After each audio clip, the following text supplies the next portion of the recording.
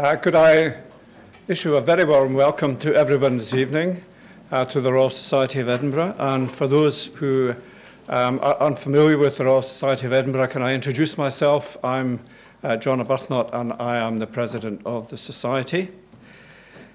And as we know, on the 18th of September 2014, Scottish people are going to be asked whether they would wish Scotland to become an independent country or not. And the issue of Scottish independence is no doubt the biggest constitutional issue facing the UK at the moment, and the biggest constitutional issue that it has faced for many, many years. And it will have far-reaching implications for UK citizens, whatever the outcome. Scotland's past, present and future relationship with the rest of the UK will be explored and debated over the next 15 months or so. And this society, in partnership with the British Academy in London, is contributing to these discussions and debates through a series of events focusing on a range of important and indeed complex and controversial matters. Tonight, the third event in that series will discuss matters concerning defence and international relations. And I'm delighted that we have a full house this evening, and we have people in the overflow room as well who will listen and watch what's happening this evening. I'm delighted so many people have come, because that clearly indicates the importance of the issues that we are about to discuss. Before I go on to explain what this series is about, and I'll do that very briefly, let me just make 3 points. The first is that we're not expecting any emergency exercise, and so if the alarm goes off, then the staff will show you the exits, and the muster point is the George Hotel. And it's a very good bar in the George Hotel. And we could not leave you out in the rain, so please go in. Secondly, if you have a mobile device, please switch it off or put it to silent, because otherwise it does actually interfere with the acoustics. And thirdly, and very importantly, this evening's event is being recorded and filmed, and the output of that will be on the Royal Society of Edinburgh website within the week. And so you can rerun that and observe it, and many people do that. Our series of events formally started in March of this year, but even before that, at the end of 2012, the British Academy and the Royal Society of Edinburgh conducted a twofold discussion on Scotland and the United Kingdom. These were early days in the debate of the future of Scotland, and a lot's happened since the autumn of 2012. But at that time, we set out what was known about the options, and there is a very interesting account of that which is available. And indeed, the reports of the other events are also available at the door.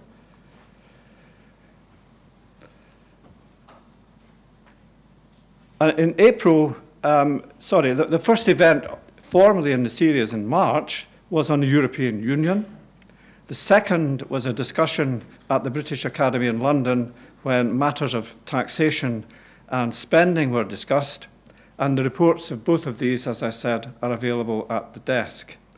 And just to let you know what we plan in the future after this evening, on the 20th of June, we will be debating the real economy, and that's being held here at the Royal Society. The 24th of July will be about currency, banking and financial services. That will be held at the British Academy. The 24th of August will be on culture and broadcasting, and that will be held appropriately in the Scottish Parliament. The 25th of September will be about borders, immigration and citizenship, and that will be held here at the Royal Society. 17th of October will be about science and higher education, and that will be held at the University of Aberdeen. And then on the 20th of November, we'll be debating welfare and public services at the University of Strathclyde, and concluding on February 2014, Historical, Legal and Constitutional Issues at the British Academy. So that is the programme which we are jointly doing with our colleagues in London. The purpose of the series is to identify the key issues which are going to be debated, to debate them in an open and independent environment, which is not politically orientated, to listen to both sides of the argument, and we recognise that this is of extreme importance, as I pointed out, in relation to the UK's constitutional future. And we see it in the Royal Society of Edinburgh as something that has to be well documented. So all of these will be published, there'll be a full record, and in addition to that, in the whole 2-year run-up to the period, to the vote on the referendum, the Royal Society of Edinburgh will be preparing an archive. Everything today is transient. Everything appears and disappears on the internet and so on very quickly. We want to make sure that this 2-year period is properly recognised as an important aspect across Scottish history in all the subject areas that we have chosen to talk about. And we have, fortunately, as a Royal Society, with our fellows and the connections with our fellows, we have access to the skills and the know-how and the expertise of people in the field to take part in these debates. And as I've said, this evening we will focus on defence and international relations. Our speakers will each speak for 10 minutes, and we have an independent chair who will take the chair in a moment, and that is Lieutenant General Sir Alistair Irwin. So with these comments, I'm going to now hand over to the chair and wish him an eventful but interesting evening, and we look forward to the discussion thereafter. Thank you, Alistair.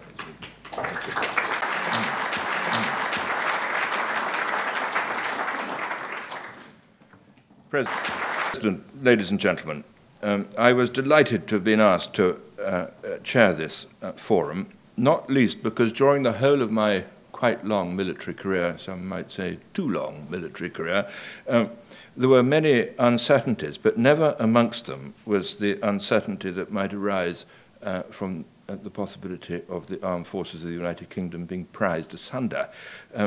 So for me, this has been a very interesting spur into looking into a subject that my generation of soldiers simply never had to consider at all. We know the subject for this evening is defence and international relations in the context of an independent Scotland. To help explore this very interesting and I think very important topic, we have 4 distinguished speakers who I'm going to introduce to you just very shortly. But first, could I just explain and emphasize that each of our speakers has 10 minutes, and I have here an electronic stopwatch. And every time it gets to 10 minutes, the speaker will be aware of me getting agitated beside him. So with any luck, we will in fact stick to 10 minutes per speaker. And that will take us to around about 7 o'clock. And then it will be your turn to engage with the speakers, and I suppose sometimes with yourselves on this subject for an hour or so. But I'll have 1 or 2, well, not quite instructions, but requests about how to deal with that when we get to that point in the exercise. So let me very briefly just introduce our speakers, and I shall do so in the order that they're going to speak, and happily, by coincidence, or perhaps design, in the order that they're sitting as you're looking at them. Colonel Stuart Crawford is a Cambridge graduate. He had an army career that wasn't quite as long as mine, but pretty long, and during the course of that, he studied at our staff, the British Staff College, the American Staff College, taught at our Staff College, and ended his career commanding, very appropriately, the Edinburgh University Officer Training Corps. He left the army in order to stand for Parliament here in Edinburgh. And then, since then, he has been a consultant producing assistance and and advice on all sorts of matters, particularly military, political, and social matters.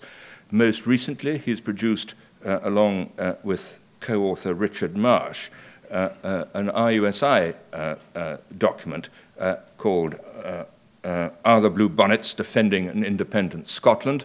And that appeared in October. And that then caused him to be, I think, is it summoned to the House of Commons on 3 separate occasions to act as an expert witness. Dr. Phillips O'Brien is a reader in history at Glasgow University, and he directs there the university's Global Security Network. He's published very widely on British and American defense policy in the 20th and 21st centuries, particularly interested in naval matters. He's a pretty prolific author in one way or another. I won't read out all his books, but one of them is entitled British and American Naval Power Policies, Politics and Policies. In addition to books, lots of articles and so on, and he has become a pretty well-known and sought-after commentator on defence matters in Scotland as we approach the year of the vote. Professor William Walker, strangely enough, is a sort of distant cousin of mine, although neither of us can work out quite what sort of a cousin we are, but we've known each other for a very long time. He is currently the Professor of International Relations at St.Andrews University, having previously conducted an academic career at Sussex, and at Chatham House. He is a well-known expert on the question of nuclear weapons and has produced recently, with his co-author Malcolm Chalmers, a book entitled Uncharted Waters, the United Kingdom, Nuclear Weapons and the Scottish Question. And finally, Lord Robertson of Port Ellen. I have known him since he was appointed Secretary of State for Defence in 1997. And he has, since that time, not only been a distinguished Secretary of State for Defence, but then, very notably, Secretary General of NATO and Chairman of the North Atlantic Council for a long number of years. Incidentally, he claims, and I think with justice, that he has more medals than anybody else in the world because his distinguished time at NATO produced all kinds of national gongs, which I think he has to keep in 2 different places because he can't wear them all at once. Anyway, he is now not, of course, in uniform except in his capacity as Colonel of the London Scottish. He's currently Special Advisor to the Chief Executive Officers of BP and Cable and Wireless. He's Chairman of the Ditchley Foundation, which is dedicated to furthering Anglo-American relations, and perhaps most distinguished of all, he is a Knight of the Thistle and an honorary fellow of this tremendous society. So, ladies and gentlemen, those are your speakers, and I'm now going to call immediately on our first, Colonel Stuart Crawford, and I'm just going to tell him when he can start. If I can make my technology work. Right, you're on, sir. I'm on. Thank you very much.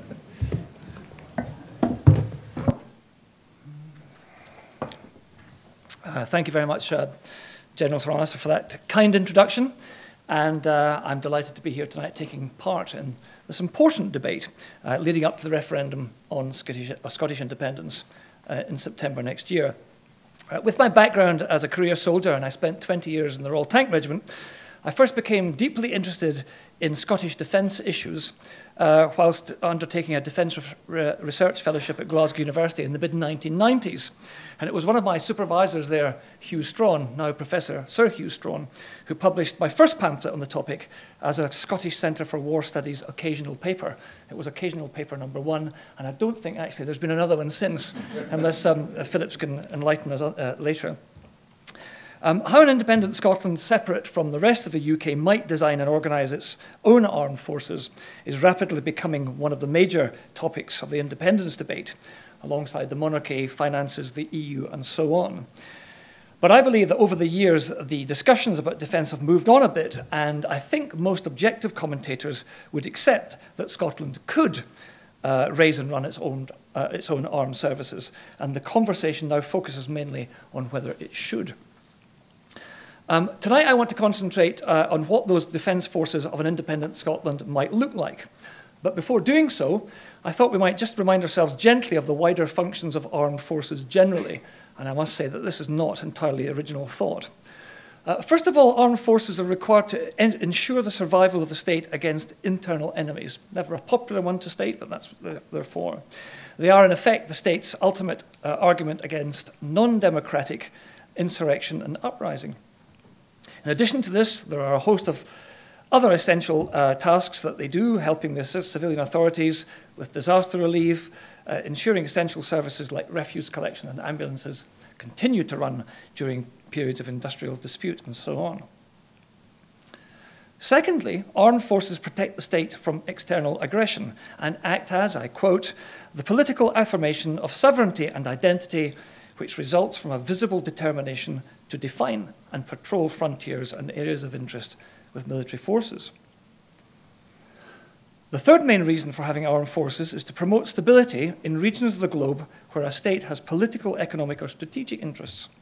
This does not necessarily mean the dispatch of military forces either unilaterally or as part of a coalition or alliance to impose the state's will on another by force. Much more likely is the achievement of political ends by low-level military assistance, exchange training, military links through attendance at foreign staff colleges, as I did in the USA, and diplomacy, most famously perhaps the role of the visiting warship in a foreign port.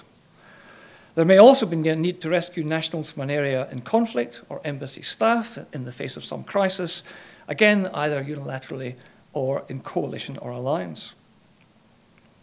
These three major aspects aside, though, the use of armed forces thereafter becomes largely a matter of choice, as, for example, participation in operations like peace and stability operations under the auspices of organizations like NATO, the EU, or the UN.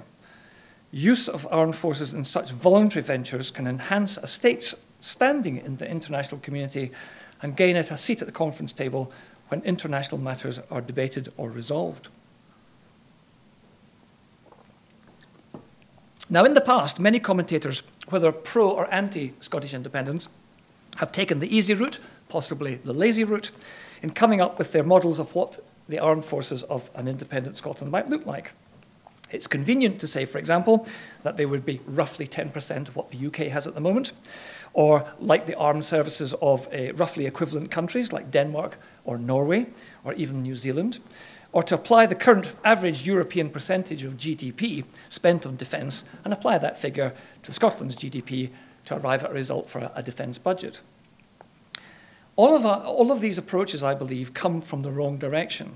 And what my co-author, Richard Marsh, who is in the audience tonight, and I have attempted to do in our the document that General Alistair mentioned, All the Blue Bonnets Defending an Independent Scotland, published by RUSI, is to approach the topic in the manner commonly taught in the British military and others, variously called an appreciation or estimate, which General Alistair will be well aware of and any other ex-military folk will be familiar with. Now, as part of this process, Richard and I first looked at the threats and risks. What would an independent Scotland have that others might covet or want to attack?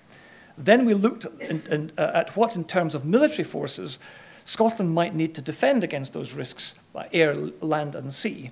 And finally, we costed the model we had arrived at to see if it would be financially feasible. Now, in doing so, we had to make a few assumptions.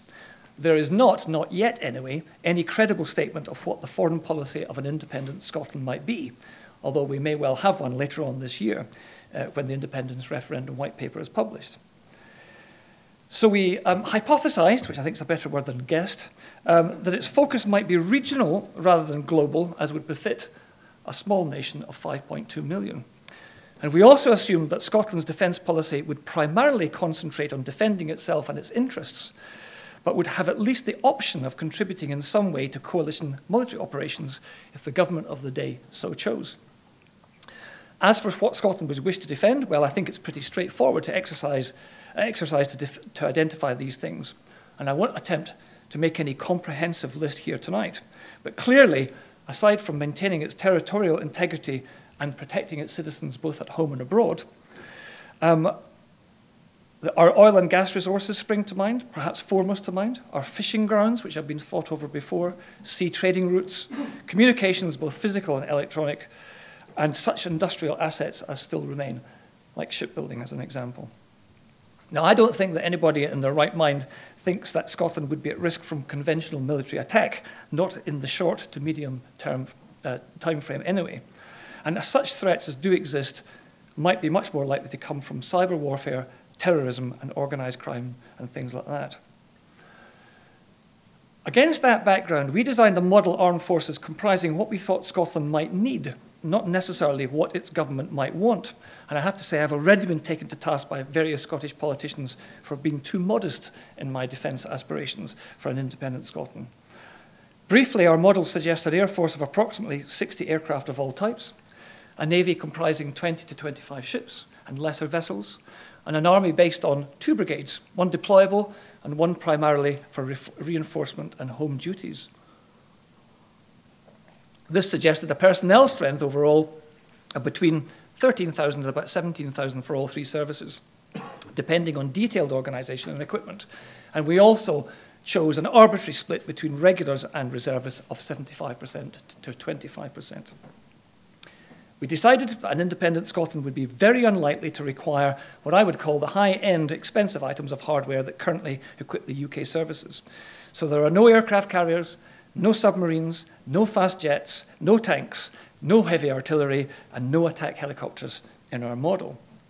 But putting those aside, how might the Scottish Defence Forces be raised and equipped? Well, essentially, from Scotland's, and I quote, share, quotes of the UK inventory, and a bit like saying, and with one bound Jack was free. Seriously, though, I think much detailed negotiation and horse trading would be required to get the right balance, with cash in lieu of assets where appropriate, and the example of Trident springs to mind here. I accept that many Scots currently serving in the UK Armed Forces might choose to stay where they are, perhaps on the basis of better the devil you know, but others, I believe, would be persuaded to join an independent Scots Defence Force, especially if better pay and conditions of service, for example, were on offer. The cost? We estimate our model would cost at the upper end of the spectrum roughly 1.84 billion per annum capital and running costs, approximately 1.3% of Scotland's GDP. This compares favourably with the Scottish defence expenditure of 3.3 billion in 2010 and 2011, and the SNP's recently declared budget of 2.5 billion per annum. To summarise, when all's said and done, I believe there are 3 basic questions that we need to ask. Would armed forces in an independent Scotland be necessary? Would they be feasible? And would they be affordable? And I believe that we can answer yes with confidence to all 3. But I would reiterate, I believe Scotland clearly could have its own armed forces, but whether it should is now the major topic of debate. Thank you. Thank you very much.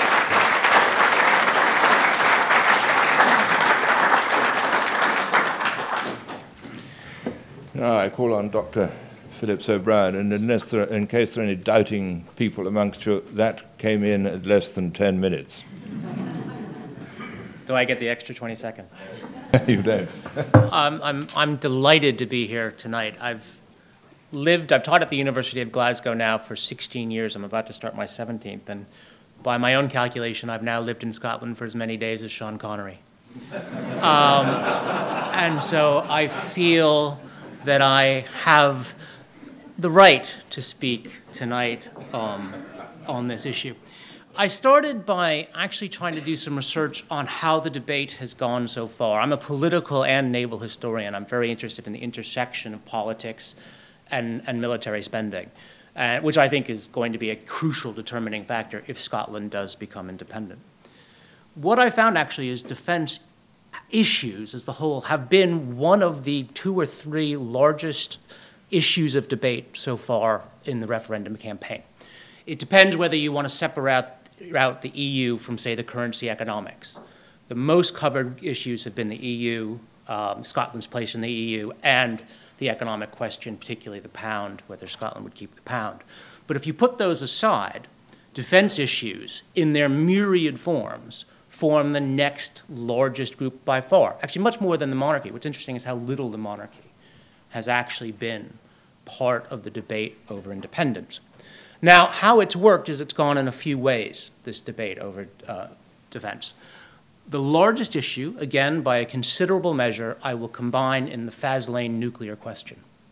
It's the question of what will happen to the nuclear submarines now in Faslane, and then crucially, what happens to the facility of Faslane itself. For those of you who don't know, Faslane is one of the largest employers in the west of Scotland. The MOD says right now it has 6,500 jobs. The plan is to go up to 8,000. Whether that will happen, I don't know. But it's a wonderful question of politics and economics coming together. And for the SNB, it's been a real problem because on the one hand, they want to pledge to keep all the jobs at Faslane, but on the other hand, CND is quite a loud voice in the campaign for independence. I don't know if it's a large one, but it's a strong one. And they want the nuclear weapons out of there as soon as possible. So that has figured quite regularly. But there have been other issues that have come up. Of course, last October, you might remember the NATO issue really became a major issue for a number of weeks when the SNP debated the change in its policy to now join NATO when before it had wanted to stay at sort of distance from NATO. So that has figured, and that has come back once or twice. And then the other one that's come up quite regularly on a low level is the Scottish regiments, the historic regiments question. Will we go back to sort of permanent regimental identities in an independent Scotland? What is interesting is what issues haven't figured as well.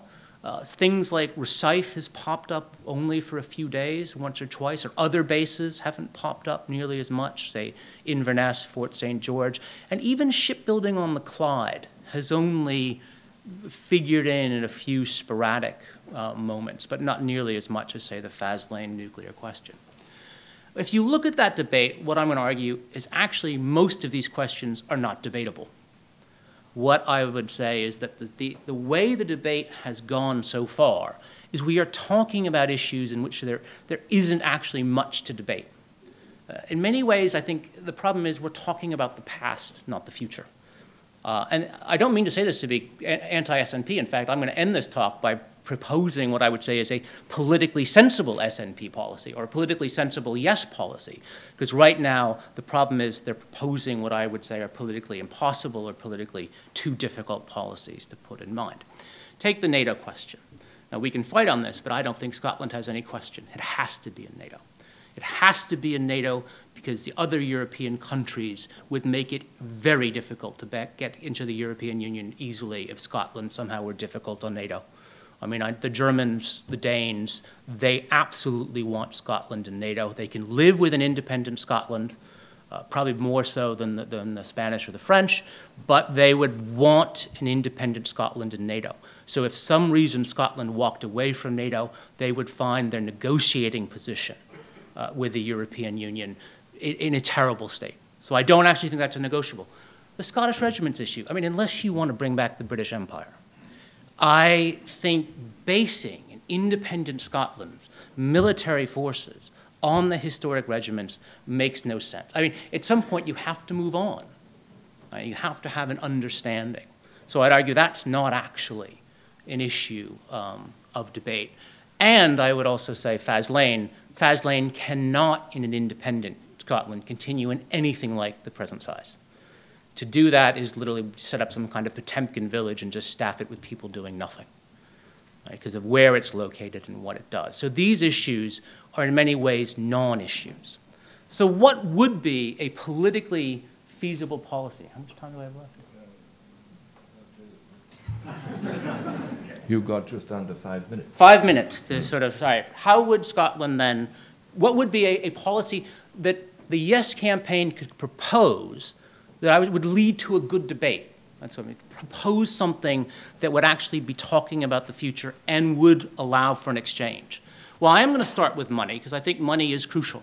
And I am not as optimistic about human nature as Stuart. I don't believe you can start by saying just what should we have and then cost it. I think we have to realize political pressures will control this. And I think the SNP has actually made a mistake by going for the £2.5 billion figure, which is one of the only concrete figures on their website. Right? That is on there, and it's up. Why? It's either too much or it's too little.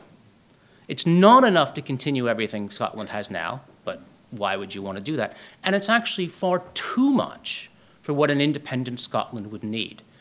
I actually believe you can cost Scottish defence at about just a little bit less than Stuart's, about 1.75 billion, and get a very reasonable defence structure for that money.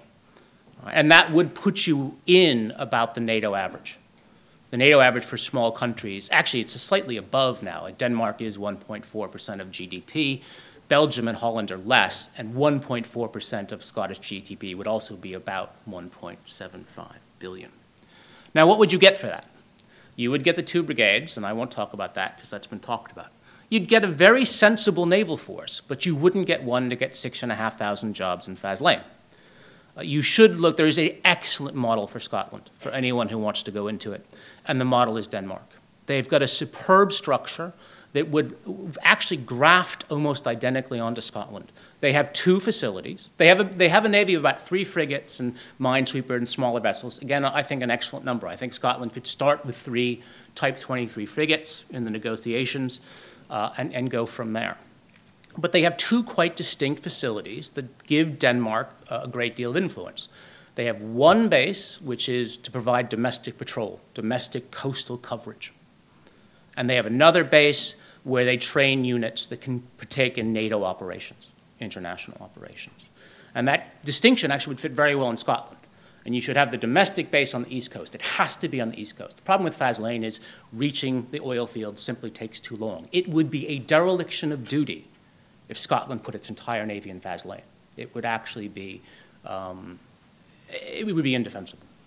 So you should have the domestic base, the coastal patrol on the East Coast. You could have it at Rosyth, you could have it somewhere else. And then you could have the NATO base in Faslane. And you could split the forces along those ways.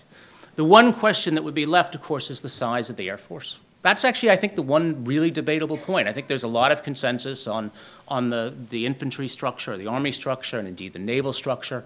The Air Force structure is a very debatable one because that's a big-ticket item. And that requires one. But regardless, I think you would only have one air base. Whether you go for a squadron of Tornadoes or 2 squadrons of lesser jets, you'd have one base, and it would either be Lossiemouth or Leuchars. But it could come in at 1.75. Now, what I would do is I would say, if I was running the Yes campaign, what we will do, we've costed 2.5. Instead of pretending that we need or will have a military that will cost us $2.5 billion a year, we will need and have a military that costs 1.75, but for the first 10 years of independence, we will take the difference, the extra $750 million a year, and use that in a transition fund because Scotland will lose jobs. That has to be acknowledged. Scotland will lose out in military spending and military jobs under independence. And if you want to be brass tacks, Glasgow is going to lose out to Edinburgh. This is going to be a West versus East phenomenon because the Clyde will lose shipbuilding. There is no politically way that the rest of the UK is going to build their warships on the Clyde if Scotland becomes independent. So what I would do is actually creatively address the question, not pretend Scotland needs to spend more, but use the money to accept the smaller facilities and try and manage the change. And I'm dead. Thank you.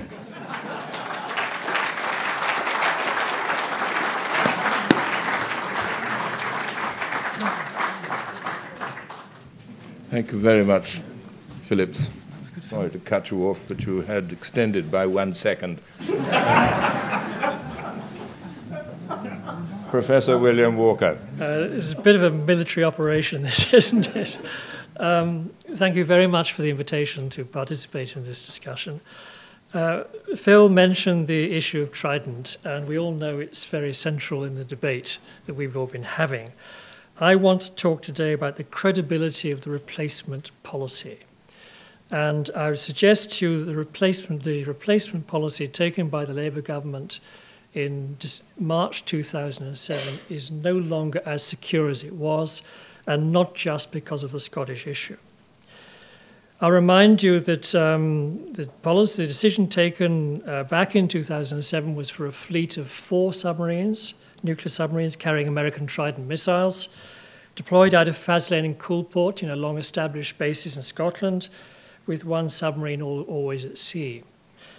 And it envisaged manufacture beginning in the middle 2010s, and the new system being brought into service in the 2020s, and lasting and being operating until the 2050s, and that was the plan.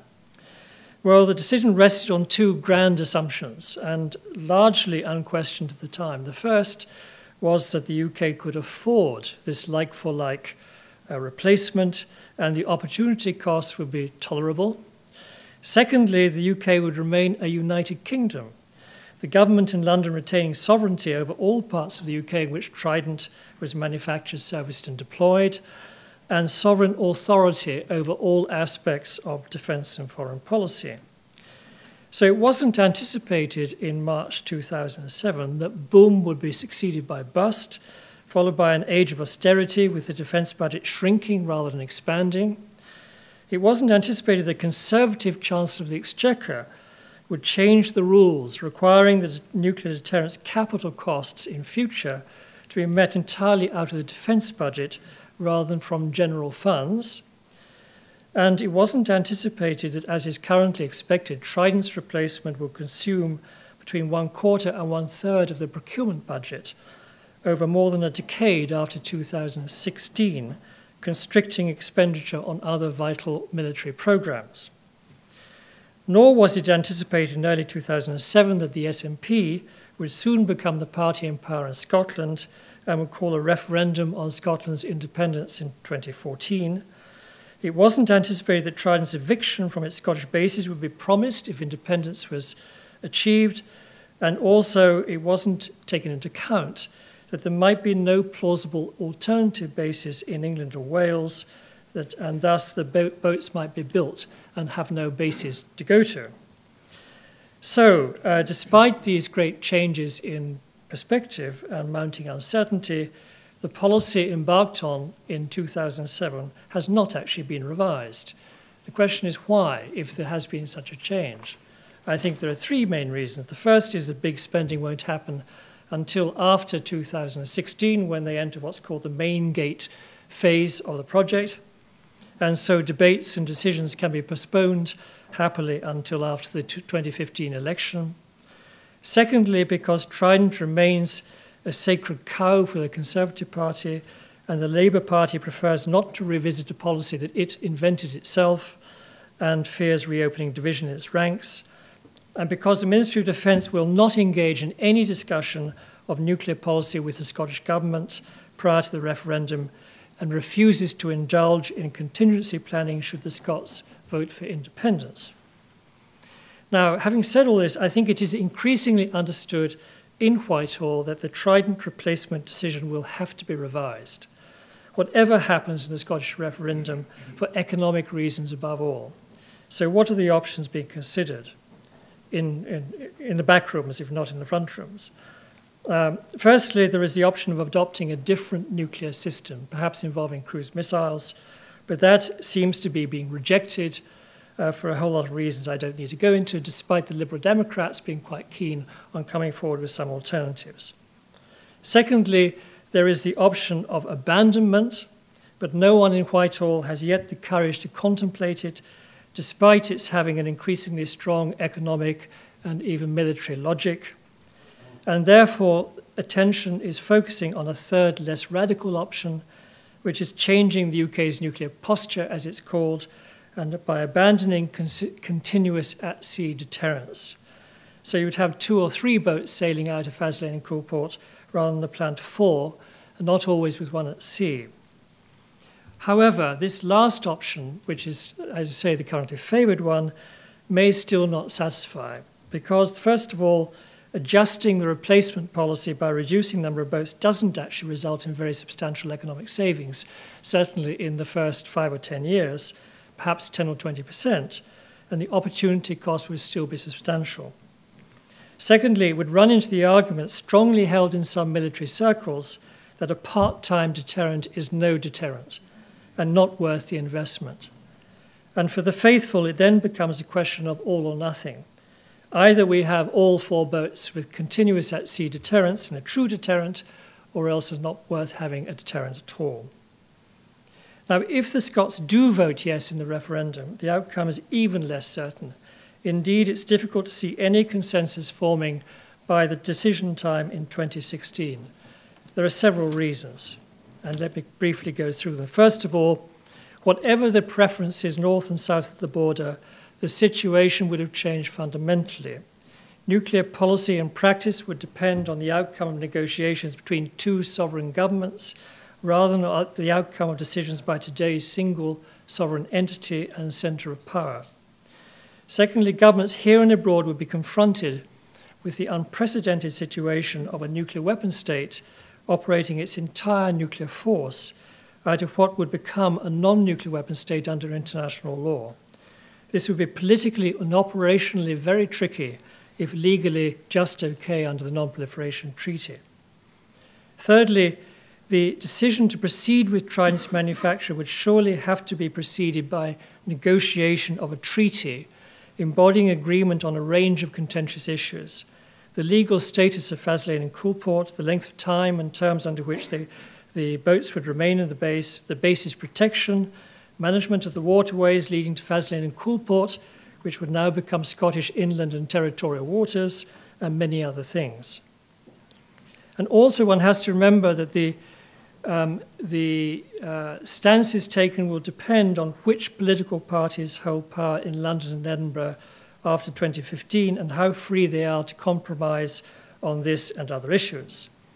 On whether anti-nuclear sentiment in Scotland remains as strong after the prize of independence is gained, on the international security environment, on the presence or absence of pressure from foreign governments, and many other factors. And all of this would have to be negotiated, I think we can easily imagine, in a febrile political atmosphere that would probably follow the referendum, with many, many issues on the table to be discussed, with lots of linkage between them, and probably made even more febrile if the European issue and membership of the European Union has not gone away. And of course, Scotland's independence would increase the economic costs of Trident's replacement, dramatically so if new bases had to be opened. So I think the unavoidable conclusion is that the Trident replacement policy is actually in flux. And the outcome, with or without Scottish independence, is bound to be a somewhat diminished UK nuclear deterrent. And the outcome may be no deterrent at all, which may be no bad thing. Thanks very much.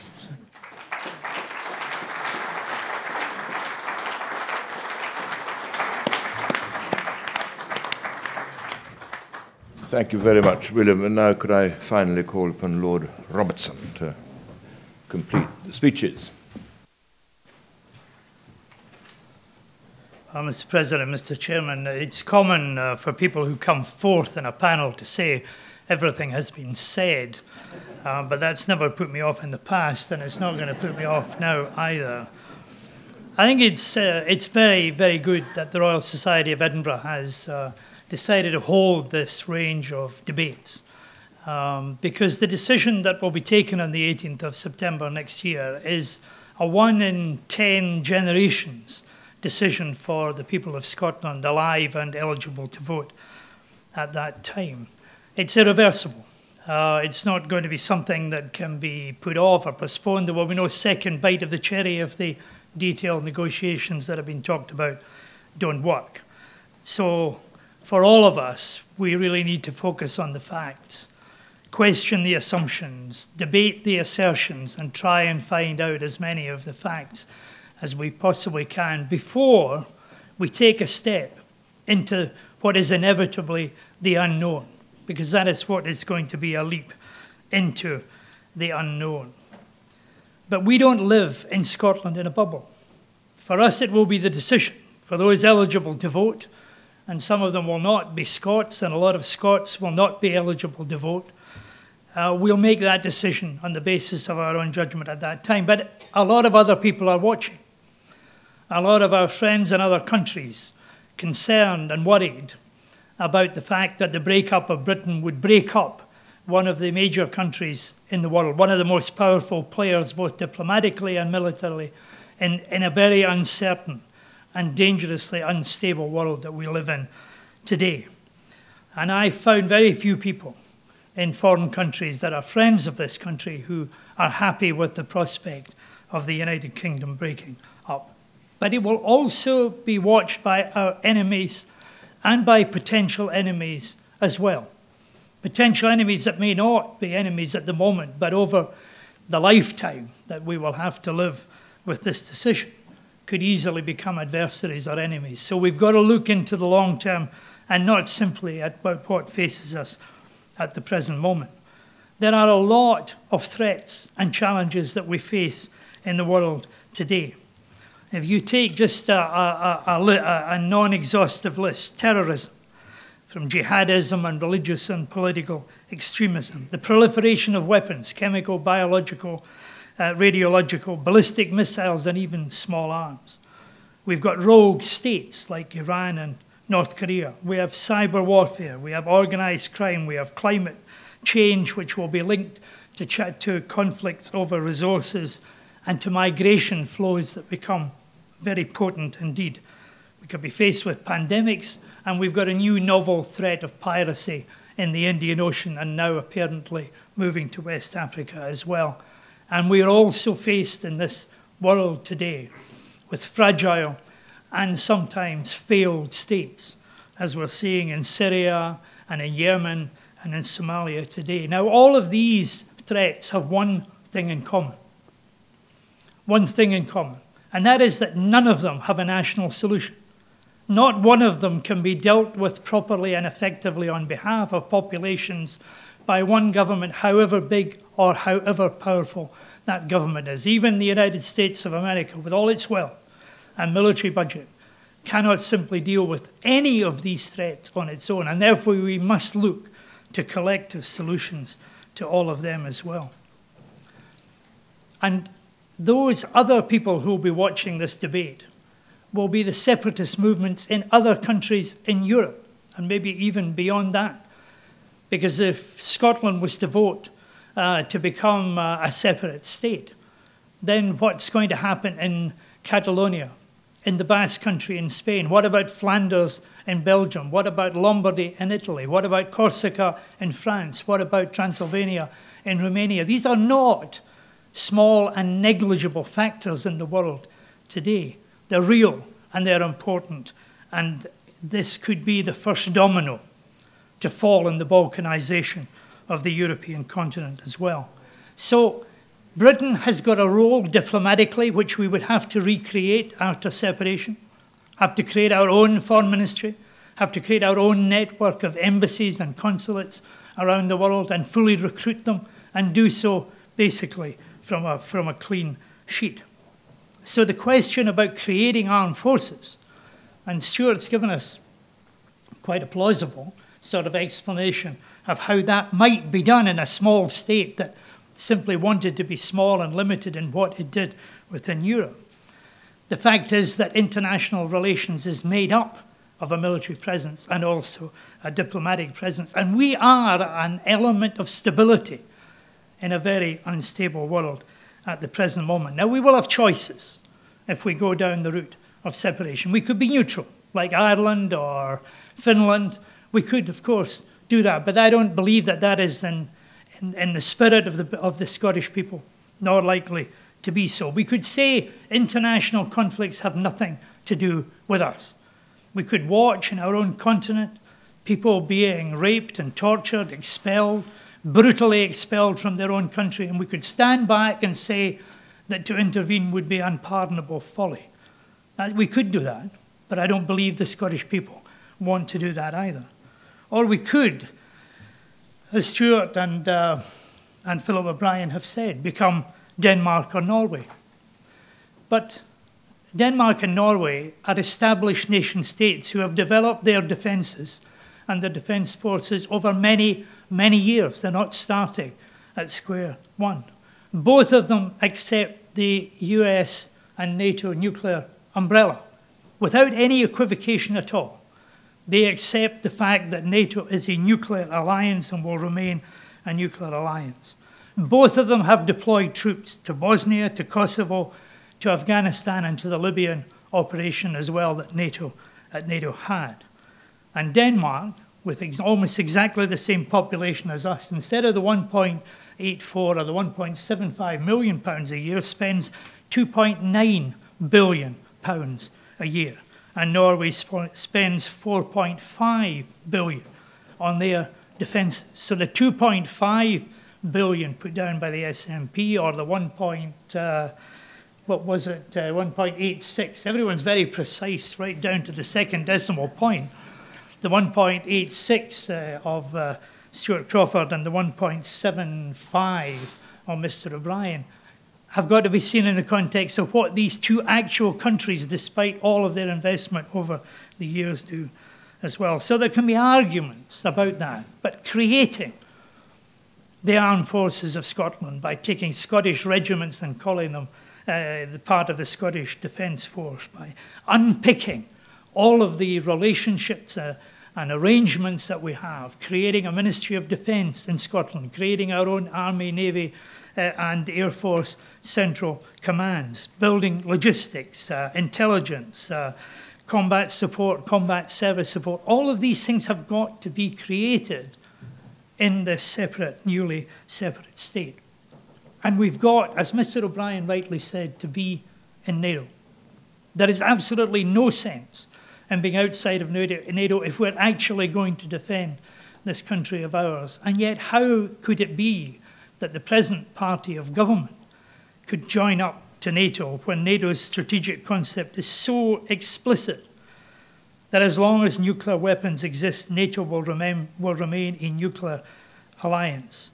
It says the supreme guarantee of the security of the Allies is provided by the strategic nuclear forces of the alliance, particularly those of the United States, the independent strategic nuclear forces of the United Kingdom and France, which have a deterrent role of their own, contribute to the overall deterrence and security of the alliance. That's an absolute condition of NATO membership. So either the SNP would have to resile from commitments made over all of its history, or accept that and at face value try and do so. I believe, Mr. Chairman, that unpicking Britain's defence and diplomatic effort in the world today would be an act of vandalism at a time when the world is so uncertain and so unstable. But I'm confident that on the 18th of September next year, when people have heard the facts, they will conclude that we should remain in the United Kingdom.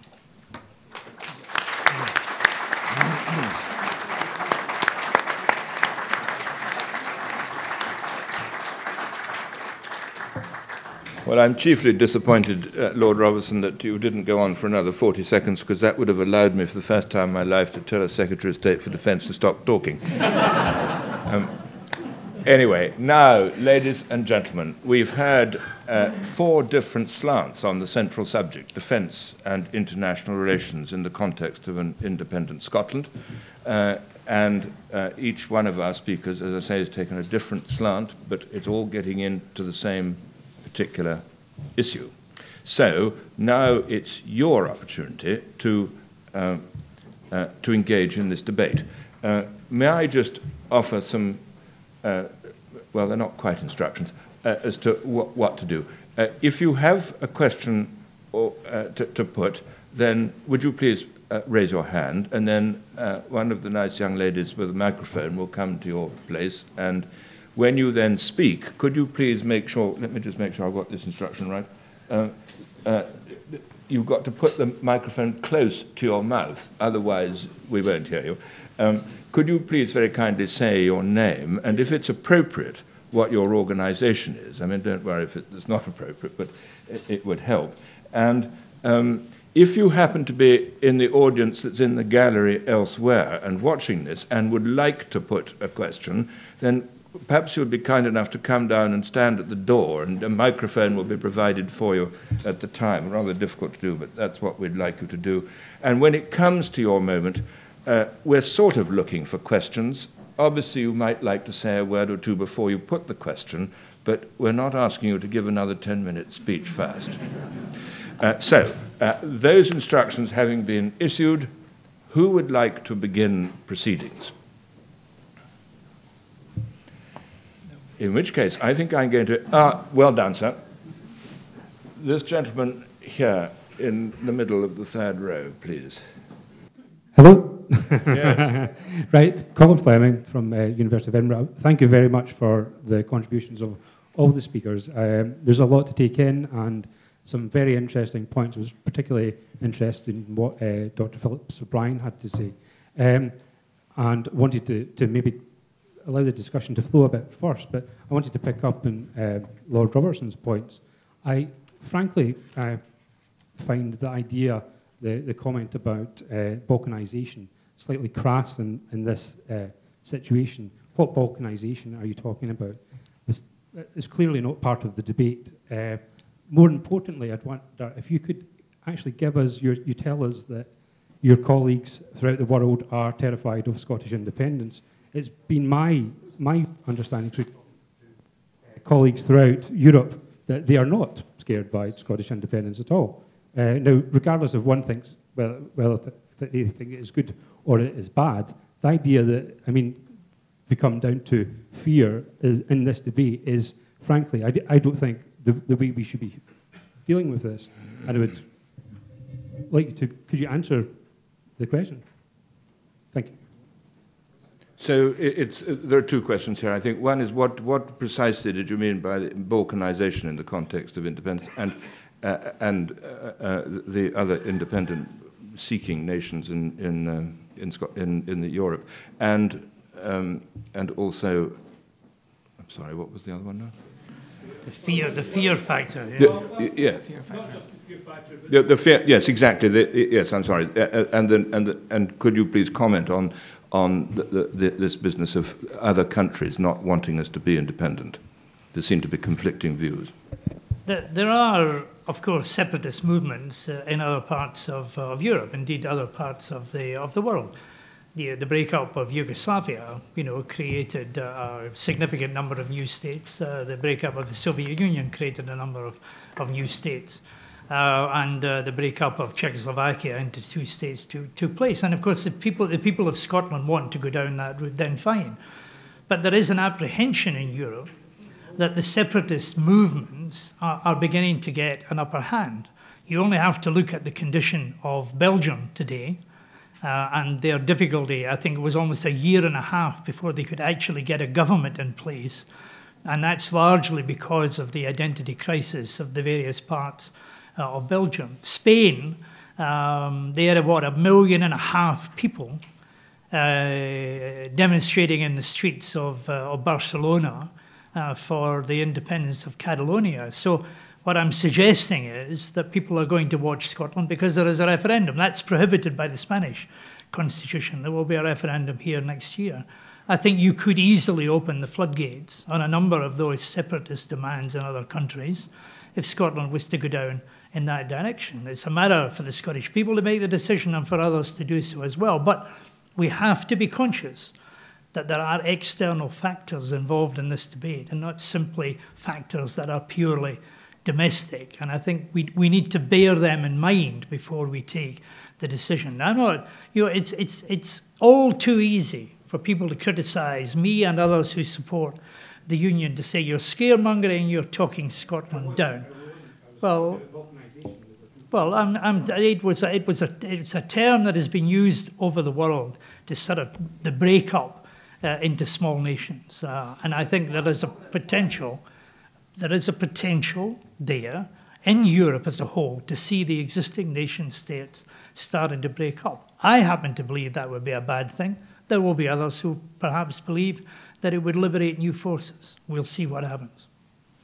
And the business of other nations taking a view on what is the evidence to support your statement that other nations would be sad to see us become independent? It's a good question, but I can offer you evidence, and that is that the European Union has not yet been able to take a position about recognising the nation statehood of Kosovo, because a number of countries in the European Union, largely because of their own internal problems with separatism, will simply not recognise Kosovo.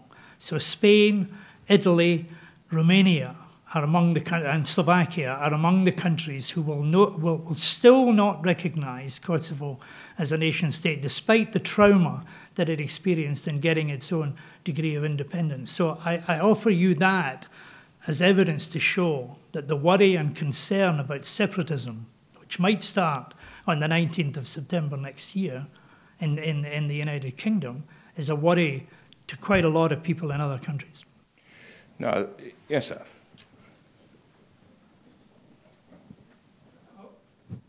Have you got me? Following on from Lord Robertson's comment about 10 generations, I wouldn't be so ambitious, but I would challenge the panel to think of any facts that will be true about Scottish defence in 50 years. I have come up with only one, and that is that the land area of Scotland is about over 30% of the UK. Its coastline is about 85% of the UK. So it would seem that the defence of Scotland would be a rather expensive task. And that's the only thing that I can think of that will be true in 50 years. But perhaps the panel knows better. I hope they do. Does any member of the panel like to suggest what might be the same in 50 years as now? I mean, I think predicting the future is actually practically impossible. I think the duty of people when they're making decisions of this kind is to do their duty to be as least wrong as possible about their predictions of the future, and who can tell what they're going to be. Now, there's a gentleman behind you. Here we are. Thank you much. John Brand from the European Movement. As Lord Robertson pointed out, the threats to our national security nowadays are things like terrorism, organised crime, things like migration, people smuggling, and so on and so forth. We're no longer concerned by the threat of Russian tanks rolling across the North German plain. And the main factor, or the main weapon that we need to use against these new risks is, in fact, intelligence. But I was interested to see that none of the panel discussed intelligence apart from a very passing reference from Lord Robertson. How does the panel think that an independent Scotland might manage in this respect? Stuart, would you like to take that on to start with? I actually do cover it in the Russi paper that we wrote, and I think that it's clear to me that an independent Scotland would be unable to replicate the sort of intelligence infrastructure that the UK has at the moment. I think that replicating something like GCHQ and all the tentacles that spread from there, and indeed lots of other things, that would be immensely difficult and too expensive for independent Scotland. However, it's not all one-way traffic. And there are things that Scotland has, which of course are an essential part of the UK's intelligence system, that having signed this Official Secrets Act, that I would not wish to go any further on. So it's not all one-way traffic. I think that Scotland, an independent Scotland, would rely on the rest of the UK for much of its intelligence information to counter the threats of cyber warfare and terrorism, etc., etc. How much of that information the UK would be prepared to share is a matter of some conjecture. In particular, bearing in mind that much of our intelligence comes from the Five Eyes agreement with Australia, New Zealand, the USA and Canada, it may be that the best an independence Scotland could hope for in the initial stages of independence would be part of the UK intelligence feed that it gets from other nations. George, do you want to go? I think it would be a really serious problem for a separate Scotland.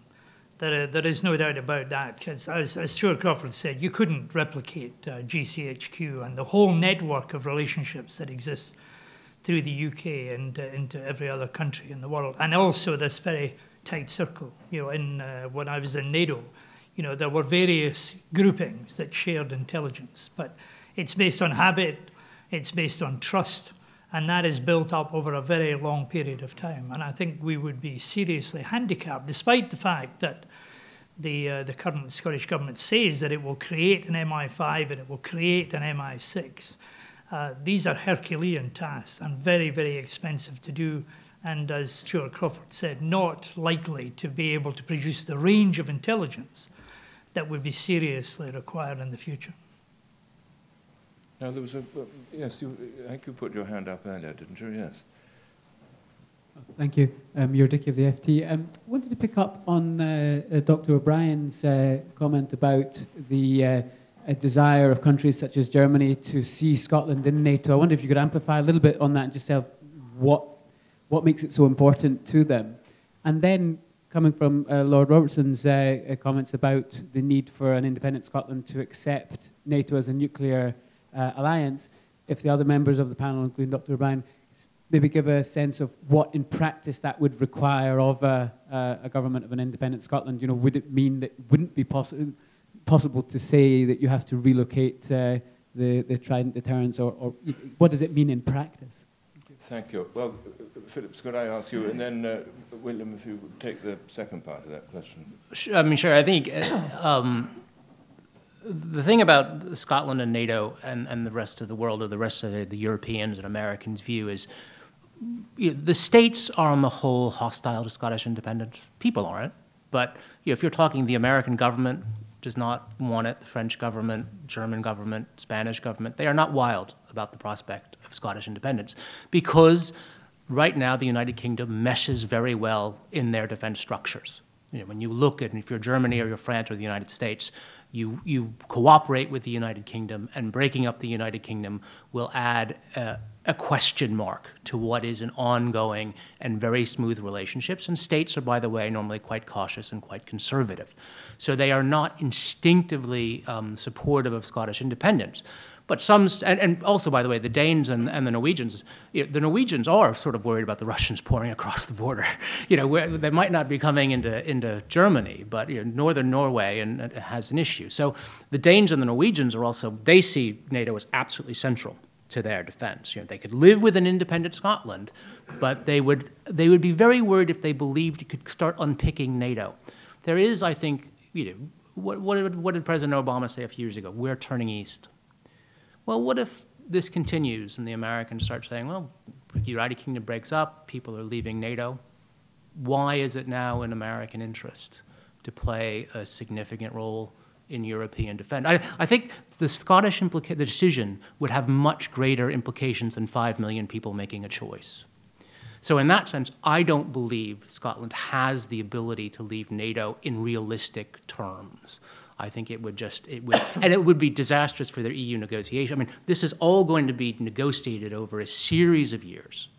And Scotland actually has quite a weak hand to begin with. Now, it could get some of what it wanted, but it has to give as well, because Scotland's going to want a lot in those negotiations: easy entry to the EU, to keep the pound and have a workable system. And they can't then turn around and say, but you must do A, B, and C for us. So I think that's ultimately why. And if you speak to people under Chatham House rules from most European countries, you will hear that view. And William, the nuclear question? Okay, on the nuclear question, I think on the issue of principle that Lord Robertson raised, it is difficult for the Scots to keep to a principled absolute rejection of nuclear deterrence while signing on to the NATO Charter. And also the talk of having a constitution in Scotland in which nuclear weapons on Scottish territory will be illegal. It takes you into the New Zealand issue of, could any ships, for instance, from the United States, call at Faslane or wherever, because the Americans, we all know, just will not declare whether it's holding nuclear weapons. So again, that's a kind of issue that is tricky internationally. And if the Scots sort of summarily expelled Trident and refused to allow the nuclear deterrent to carry on acting, at least for a time, out of these bases, again, I think that would be frowned upon abroad and would be inconsistent, I think, with joining up with NATO. On the other hand, if the UK was seen to be coercing Scotland into permanently accepting these bases, I think that would also be frowned upon. And one has to remember that under the Non-Proliferation Treaty, it becomes a non-nuclear weapon state. And there is a very strong movement within the international community for actually diminishing the role of nuclear weapons and for even getting rid of them in the long run. So And also within NATO itself, there are quite a number of states that actually would be quite happy to see it become a non-nuclear alliance. So I don't think it would be straightforward at all. And one of the difficulties, I think, is that the UK government actually, in my view, requires a commitment by Scotland for permanent basing of these submarines and so on to make the replacement policy credible. But I don't think the Scots can actually provide that commitment. And this, I think, is the great kind of wicked problem they face in the future, because it's very difficult to find a compromise in there. But at the same time, any sign of the UK trying to coerce Scotland against its will into maintaining these weapons permanently, I don't think will run at all well internationally, including within NATO. Can I just make a yes, of course. A small come to it, point, because I think it's very, very important, this point. The strategic concept of NATO, and despite what Professor Walker says about the private views, this was only agreed 3 years ago and unanimously of all countries. It says we will ensure the broadest possible participation of allies in collective defence planning on nuclear roles, in peacetime basing of nuclear forces, and in command, control and consultation arrangements. So that and the British independent nuclear deterrent are mentioned in the strategic concept. Now, nothing is impossible, and there are countries like Norway that don't host nuclear weapons, but they sign up to the collective agreement that NATO is a nuclear alliance and to the peaceful and the peacetime deployment of nuclear weapons. Now, again, if you look for evidence here, in the breakup of the Soviet Union, the Ukraine decided that it would become a non-nuclear state. And it handed back all of the weapons, all of the strategic missiles to Russia. But the negotiation over the Sevastopol base and the role of the Russians in the Sevastopol base took 20 years to come to a conclusion. And the conclusion was that Russia could still use Sevastopol. And it is, you know, that's a nuclear capability as well. But it took 20 years of negotiation for that to happen. So the speedy removal of Trident, which is what the First Minister talks about in Scotland, or the delayed step-by-step elimination of Trident that he says to foreign ambassadors and when he's speaking abroad, has got to be seen in the perspective of how long it took Ukraine and Russia to come to their conclusion. No, can I, unless, do you want to, could I ask, is your question to do with this, or is it? It is relevant. Yes, please, thank you very much. Catherine Smith, I go to the actual title of this talk, to which a lot of us actually felt the whole debate would address, which was defence and international relations. International relations has come up almost sideways into the discussion. And in the light, particularly of what Lord Robertson has said, because he is the only one who has really centrally addressed international relations out of the panellists, could I ask all the panellists to answer the question which is completely unanswered by any of a party's yes or no?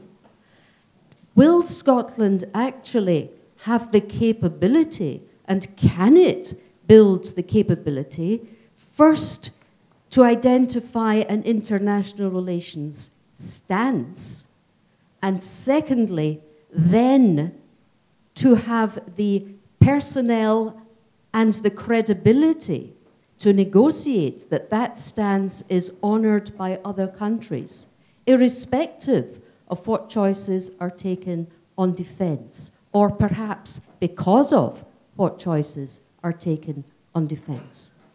Thank you. Well, perhaps we should refer that question first to the Professor of International Relations. Well, I'm happy to say something on this. I've been the last, well, almost a year talking a lot to consuls general here in Edinburgh, diplomats, wherever I can find them, asking them about international reactions. And I think the view that I come to is that Scotland is regarded as a place with some respect. It is known to be a place that has many attributes, a sound economy, a good administrative experience, a democratic history, and so on. So it starts off with considerable respect. And when they compare it to many other small states in the world, they realize, in fact, that this is a place that would easily run itself. And their view is that, okay, there are difficulties now to share the opinion around the table, or at least being expressed by most people, that on balance, most countries out there don't want the UK to break up.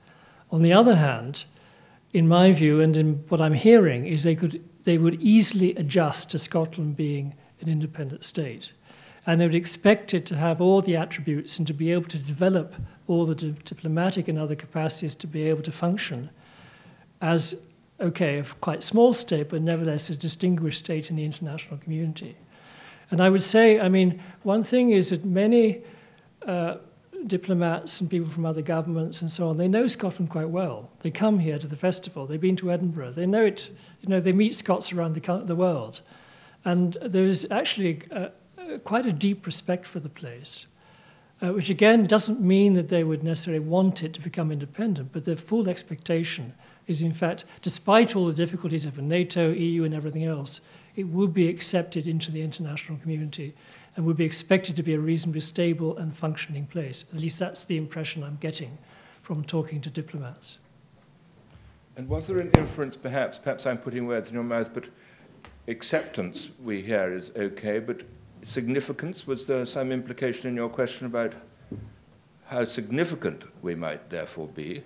How significant would Scotland's stance be if Scotland took a stance which was very different from what the UK currently takes? Because all divorces, however amicable, usually mean the two parties have stopped agreeing on things. And this may be one that is fundamental to our position in the world. So William, just put a little colour onto that. How significant would we be regarded? Well, of course, Scotland would be a small power, and the UK would be a much greater power. And so and what one certainly finds in talking to foreign governments is that what concerns them about the breakup is not actually Scotland. They think Scotland would actually survive in the long run and they could deal with it. What concerns them is the rest of the UK and how it would function internationally and how stable it would be and what its politics would do and how it would relate to the European Union. I mean, there's enough anxiety there anyway about the UK leaving the European Union. And so that's their big concern. It's not actually Scotland at all. But it is true, what you say is Scotland wouldn't actually, you can't expect to have a huge influence internationally. It would have to join, and the usual thing, it would have to join with other small states and other international organizations to try and wield influence. But it can't expect in the long run to have a huge say in international politics. It might actually, the ideas coming out of Scotland might have some influence. But on the whole, it would become a small power, but perhaps quite a distinguished one. Would any of the other panelists like to comment on this question? Stuart? Yeah. I think that in terms of the defence model that Richard Morris and I came up with, we had to accept the fact that a Scotland, which is about a tenth of the size of the UK, would not necessarily have a global focus for its defence policy. But in the absence of any written statement of what the foreign policy of an independent Scotland might be, and we don't have that yet, then we can only hypothesise on that. But I think that in military terms, given the budgets and the resources, then the focus of an independent Scotland militarily would be regional rather than global. I'd just like to answer the question by saying, of course, Scotland could stand on its own feet. Of course, we could run our own affairs. I think that is beyond doubt. There are countries that are much smaller than Scotland is, and without anything like the sort of infrastructure or tradition that we have. The question is, why would we want to do it when we're part of a union that is so important and significant in the world, and where the Scots play, as we often notice, a disproportionate role in the way in which this United Kingdom is run. So, you know, Professor Walker is right. There are people who say, yes, you know, Scotland could run it. But I have to say that there are others who think we'd be completely daft. I remember when I went to NATO, the defence minister of Sweden put his arm round my shoulder and he said, George, we're so happy that you're the new Secretary General because you understand the way that small countries think. but yet I represented the United Kingdom. And we've got that, our own nation inside the United Kingdom state. We've got devolution across a whole range of domestic issues, which seem to have been thrown out of the window at the moment while we wait for the referendum next year, and more powers coming with the new Scotland Act. So we get the better of both worlds. So yes, we're quite capable of standing on our own 2 feet, but there's absolutely no reason why that would make any sense in the kind of world that we're facing today. Our questioner asked all the panel this, so Phillips, have you got anything to add to this particular angle? No. Good. Thank you very much. Interesting question, and thank you for reminding us that there were 2 halves to this. There's a gentleman in the middle towards them, sort of halfway back. Thank you very much. My name is Bill Scott, and I'm a founding member of Save the Union campaign, which is a people's movement to keep Scotland part of the UK. Now, we say, you told us, Chair, that we're able to ask a question or say something before we ask our main question. Yes, but not 10 minutes. No, 2 minutes. George Robertson made the most important point, as far as I'm concerned, regarding the referendum. If you don't like a government, you can replace it through the ballot box every 5 years. Once we have this referendum, whether it becomes good or will become a basket case, it's for good. There's no turning back. Now, that is what I was saying at first. My question is now, if Scotland applies to join NATO, what would NATO's reaction be if at the same time as we're applying for membership of NATO, if we're talking about doing away with Faslane, which is part of the NATO strategy alliance? I'd like to ask all the panel, George Robertson included, what they would think would be quite easy to join NATO under these conditions. We've sort of alluded to this, but we haven't answered the specific question. So let's see if we can. The hypothesis is an independent Scotland, and we don't want nuclear weapons here. Will NATO allow us to join? Well, let's go for Phillips first, and then... Scotland can't say that. I mean, I think Scotland's run by reasonable people. It's not going to dictate to NATO what NATO is. I mean, if Scotland said, you know, we want to join, but you have to accept that, NATO will just say no. It has to be a case where you negotiate these things and you work out an arrangement. And Scotland can be non-nuclear, like Norway is non-nuclear, but they cannot say to the rest of the United Kingdom, you must do what we want you to do, because the rest of the United Kingdom has much more pull in NATO than the European Union than Scotland. So it has to be something worked out amicably. And plus, I think it would.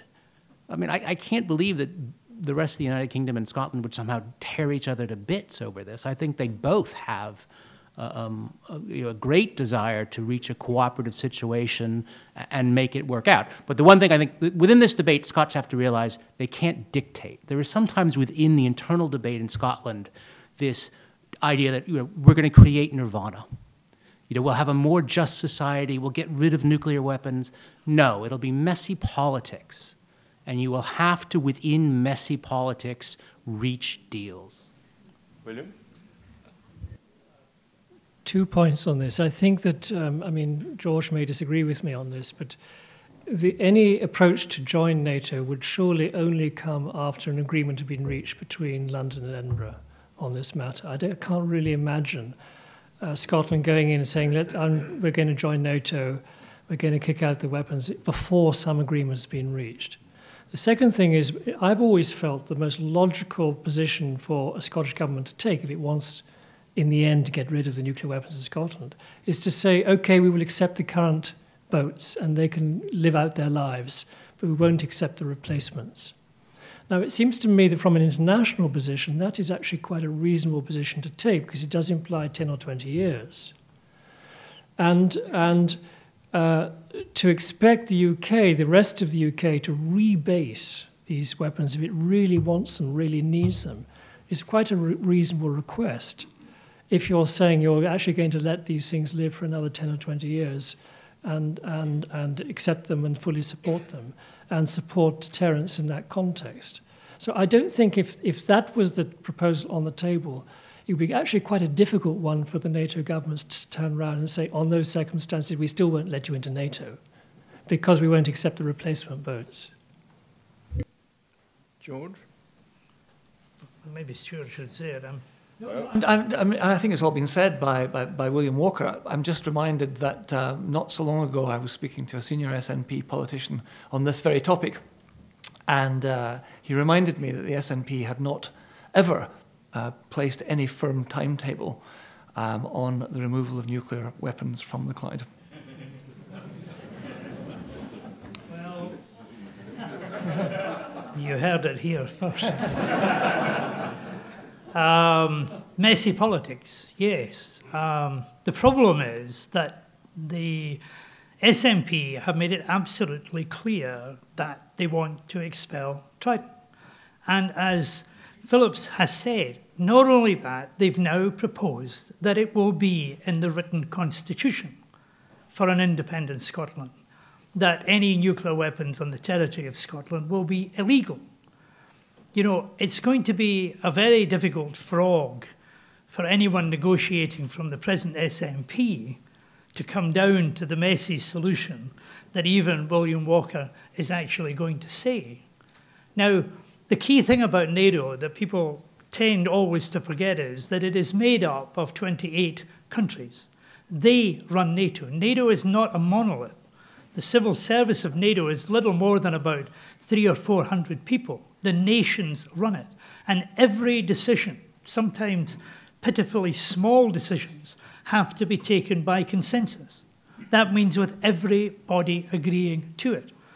Therefore, all of these countries that have come in to NATO since the original membership was expanded, and I supervised over the period when 6 former communist countries came in, 7 ex-communist countries came into NATO, have to accept the standards that are laid down. Otherwise, they can't possibly get in. Now, I can't tell whether people would say that a long-term arrangement, the 20 years perhaps that Ukraine took to negotiate the Sevastopol base, is going to be enough to do it. It would be a judgment at the time. But if there are other countries who've swallowed completely the strategic concept and the shared responsibility for the peacetime basing of nuclear forces in Europe, might not be too happy about another country coming in who said that not only are we not going to do it, but we're actually going to make it illegal to have any of these weapons anywhere near our soil or our waters. Yes, but could I just remind those that we can't see but we know are present somewhere over there, if you do have a question in the nether region, do please make an appearance if you'd like to. You'll be very welcome. Now, sir, the gentleman with the blue shirt, yellow tie. Good evening. My name's Dr. Neil Bowie.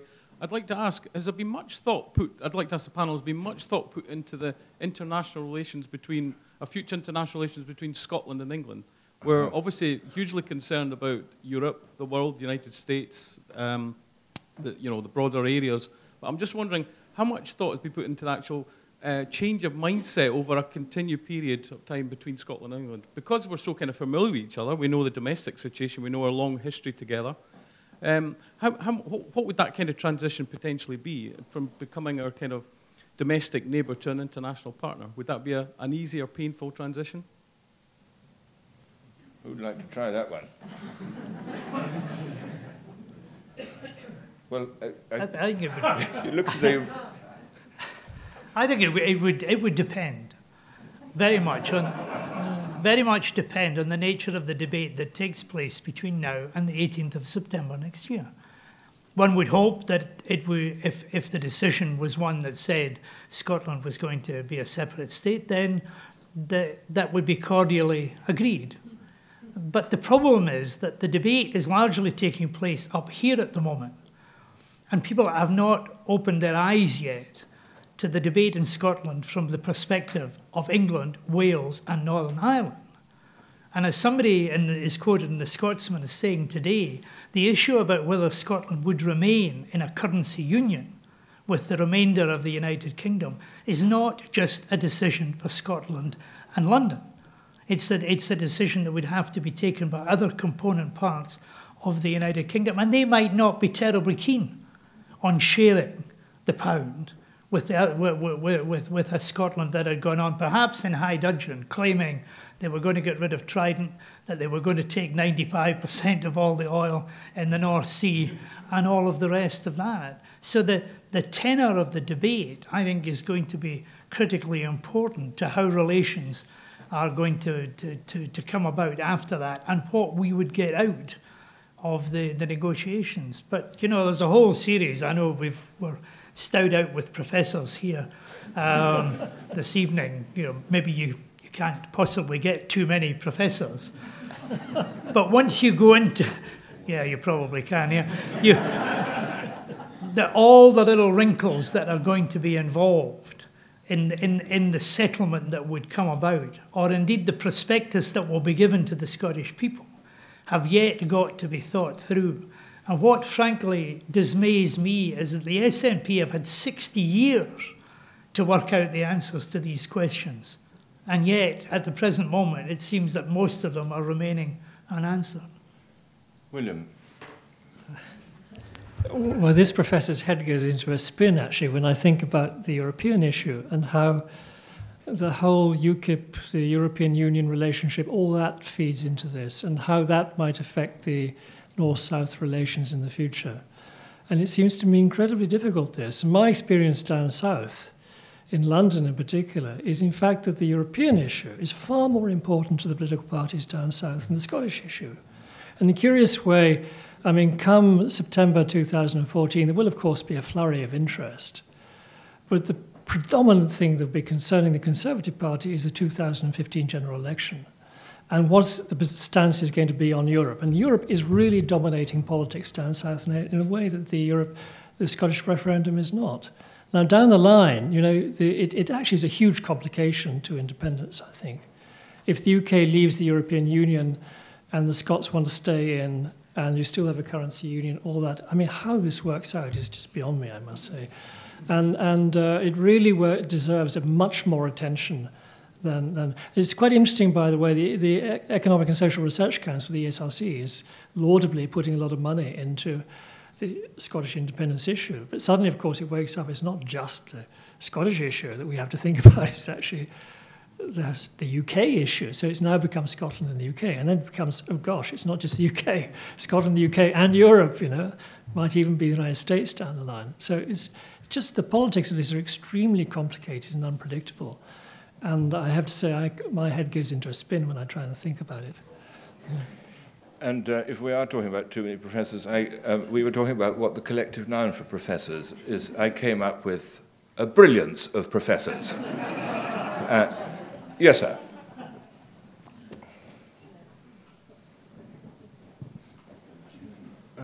George Beaton, University of Stirling. I won't start... Very close to the mouth. Okay? Yes, yes. Fine. Well, quite a simple question. What would the relationship between Scotland's armed forces be with the forces of the rest of the United Kingdom? There would be obvious economies of scale. There was cooperation, I would imagine. So what would the panel think our relations, defence relations across the Tweed would be? You're looking at me. No. Phillips, would you start, and then if I... I'll say, I mean, I'm probably the least qualified person here to talk about this, but I think the real answer to that question is one of the great undiscussed issues is what does the rest of the United Kingdom become if Scotland leaves? And this actually, it's one of the things, you know, this, because the debate isn't resonating in England and the rest of the United Kingdom, people are not actually ready for this question. And if Scotland leaves, it will open up a Pandora's box. And my guess is actually the rest of the United Kingdom will denuclearize. I mean, they're only now, they might not be able to pay for it now, as William Walker said. But if Scotland leaves, are you going to really believe that the rest of the United Kingdom should be one of 5 UN Security Council members with nuclear weapons when it's about the 12th largest economy and the 25th largest country. I mean, history moves on. And so the debate would be, within the rest of the United Kingdom, what do we want to be? If they scale down, they work very well with Scotland. I mean, you'd both have a sort of a scaling down of military operations, and they can work very well. If the rest of the United Kingdom desperately wants to maintain itself as a Security Council member with nuclear weapons and a major player in NATO, then they'd mesh within NATO, but I don't think they'd mesh any different than most NATO countries. I think perhaps if I might just say something about that, that it seems to me that Scots men and Scots women are so completely embedded in the entirety of the current United Kingdom armed forces, in every part of it. And we, north of the border, would certainly argue that by being so embedded, we improve greatly the overall standard of everything. But if we were to become independent, there would for a time be organizational pandemonium south of the border, because all that element that might be regarded as Scots, and even taking into account that some might want to come to the Scottish Armed Forces and some wanted to stay in the rest of the United Kingdom Armed Forces, there would be organizational pandemonium. That would be worked through, and in the end, because of the enormous historic ties between the two countries and all the campaigns that we've fought over all the centuries, it seems to me to be most unlikely that there wouldn't then be some mutually agreeable cooperation in terms of training and so on. But it would be a long time in the coming because of that pandemonium that would exist right at the beginning of it all, and it would last for some years, I would guess. I think I would just add in practical terms, I think the relationship would be one of sort of cordial and mutual cooperation, because there's things in the rest of the UK which an independent Scotland would not have, and vice versa. For example, there is no army officer training school in Scotland. And one would envisage, certainly in the early days, that army officers would continue to go to Sandhurst, as many officer cadets from other countries do as well. And that applies to the other 3 services. What Scotland does have, of course, is training areas which are used extensively, both by UK forces and those from NATO and from within Europe. But I cannot see any situation where the relationship could be any less than cordial. Otherwise, you'd have the enemy on the border and put back the clock 600 years. The point that General Irwin is saying is right. We have highly integrated armed forces in this country. It is a team. It's acknowledged and respected and envied across the world. So to unpick Scottish regiments, elements out of here, would make us both subscale, suboptimal, and I think that would be, very worrying at the present moment in the world. In Stuart's pamphlet, which I carefully read before this, he talks about the Air Force in Scotland being made up of Hawk jets, which are largely training aircraft that are taken just now, and we might have to resort to what the Baltic states do, and that is have a common air defence force, because it makes no sense to have air defence in Scotland, and certainly not with Hawks and a separate air defence south of the border. As he says, you would expect to educate your officers at common colleges. The Baltic Defence College does all of the military training for the 3 Baltic states. We wouldn't be able suddenly to have our intelligence forces for the reasons that have already been said. So you eventually sort of say, well, we're going to be sharing so much. Why are we breaking up? Yes, yes, and then I think there was one at the back after you, and then we may have to bring things to a conclusion. Hi, my name's Leon Webb, and so far I'm an undecided voter, so I've been listening very interestedly in the discussion today. We've heard a lot about the fears, the uncertainty, the threats, and that's often used by the No campaign, but we haven't heard much about the opportunities. What about in international relations or defence? For example, if we had to decide again whether to go to war in Iraq or Afghanistan, we would have that choice within this country. So I'd be interested in the panel's views about the opportunities. Stuart, would you like to start us off on that? Well, yes, I will. I agree absolutely that an independent Scotland would have to choose whether it participates in such foreign military expeditions or not.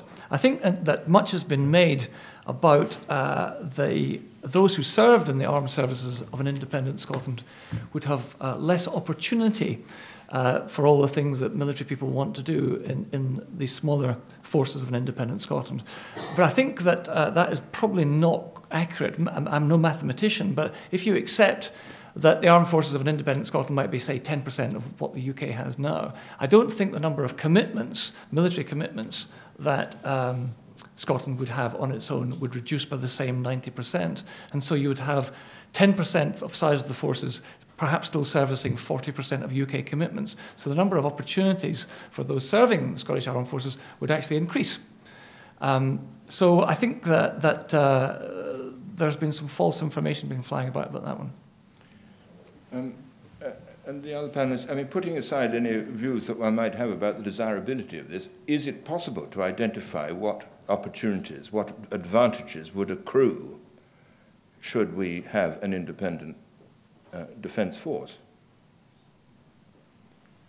William? I'm not sure I could answer that about the independent defence force, but if I suppose in terms of opportunities, it is the opportunity of being able to make your own decisions, I suppose, is the primary one. And being a sovereign state, that means also going to war and such like.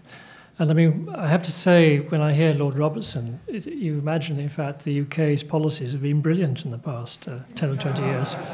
And the UK has made some enormous mistakes, you know. I mean, Iraq being not the only one. And so I suppose that in that sense, which of course with choice comes responsibility, and sometimes Scotland could make its own mistakes, by all means.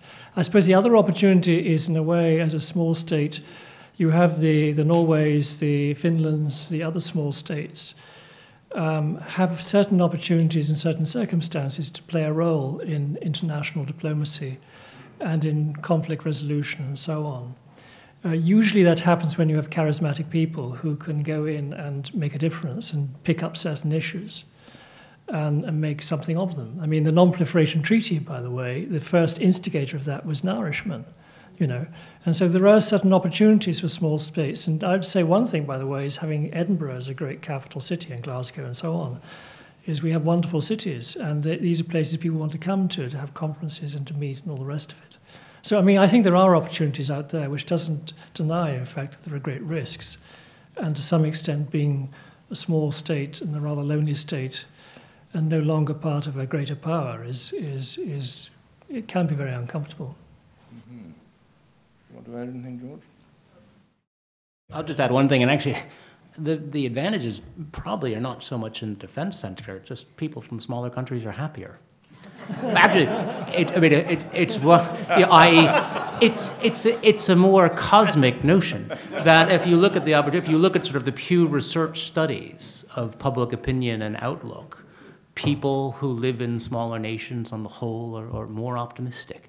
So I don't necessarily see great international. I mean, I think maybe you could find niche areas where you would have advantages, but the real advantages of independence would probably be outside of the security and foreign relations areas. Well, it's a great manifesto. I think happiness is something, if it can be guaranteed, like sunshine would be a very good idea. You know, of course, the opportunity would be there. I actually started my remarks by saying we will have a choice. We can become a neutral country like Ireland that stayed out of the Second World War, has stayed out of any other wars beyond that, actually imprisoned Irish soldiers who volunteered to fight against the Nazis.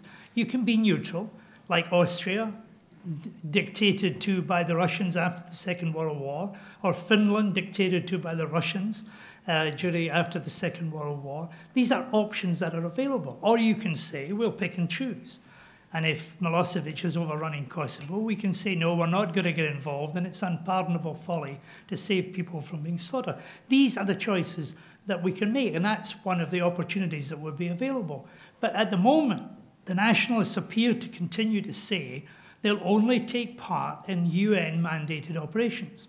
And endlessly we're told about Iraq. Now, leave aside Iraq for the moment, because Iraq's not the only show that was in town. Afghanistan was a UN-mandated operation from the start.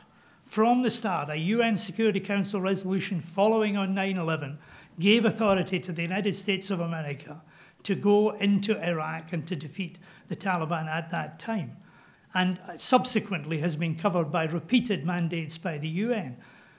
The country that has made the biggest contribution per head of the population, per head of its population in Afghanistan has been Estonia. Estonia, independent nation state on the Baltic states. And none of the other countries with whom we make comparisons have stood back from any obligation to actually put troops into harm's way in Afghanistan. So yes, we would have the opportunity of saying, no, we're not going to help in any operation that has a UN mandate if it suits us to do so. The question is whether that, in the international context, is actually desirable. Yes, I think you may have the privilege of having the last question. That is a privilege, thank you. Thank you very much.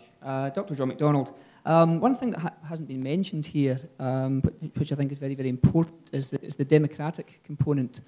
Obviously, this is a very, very heated debate in many respects, and you know, there are many people who are against Scotland voting for independence.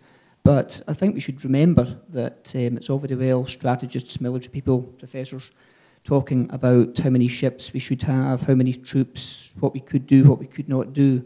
But we should remember that procurement, spending, commitments, policies, they don't take place in a bubble.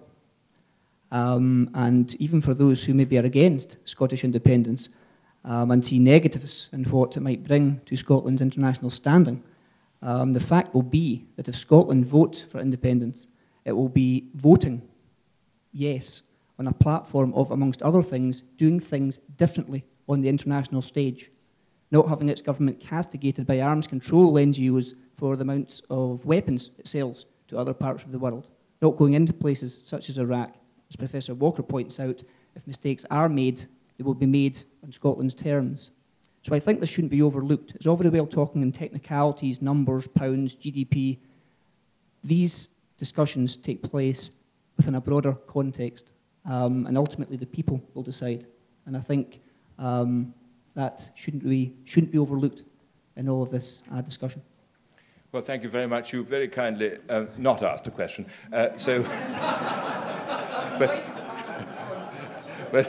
Well, I think we have reached the moment when we have to bring this to a close. So I'm going to let the panel off from responding, but you've made a very powerful point. And I'm glad I could feel you were trying to get that in for some time, so I'm glad we got it in. It's now my privilege to invite Professor Jim Gallagher to step to the podium to say a few words by way of concluding business. Well, ladies and gentlemen, I hope that I'm sure that you enjoyed that as much as I did and were feel as well informed, if not wiser, at the end as I do. On your behalf, I think it's my job to thank the panellists and the chair, not just for their time discipline, but for the fascinating content of what they had to say, which I'm not going to attempt to summarise. You'll be glad to hear. But there is one point I would want to make. And that is, in a sense, it's an echo of a point George Robertson made. And that is that the way in which we conduct this discussion is very important. It's very important for what happens if Scotland were to vote yes in the referendum, but it's also very important for what happens if Scotland were to vote no, because in either case, we're going to have to live with each other afterwards. And what you've seen this evening, if I may say, is an example of how people whose views may not agree on every point can conduct such a discussion and have conducted such a discussion, which is wholly appropriate for a discussion conducted here at the RAC, and is, in my view, an example of how such discussions ought to be conducted more widely. So on your behalf, having thus characterised the discussion, I would invite you to thank the participants in the normal way.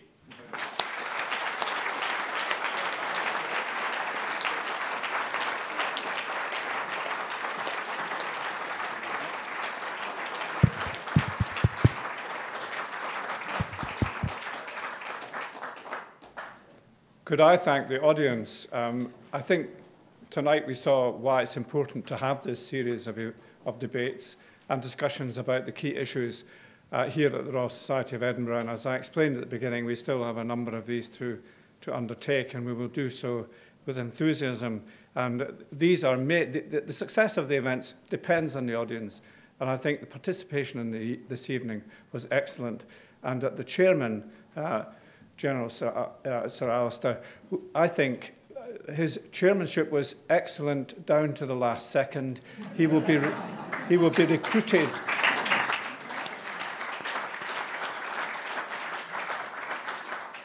And he conducted the event with great good humour. He will be recruited to chair many events here at the Royal Society. Thank you very much.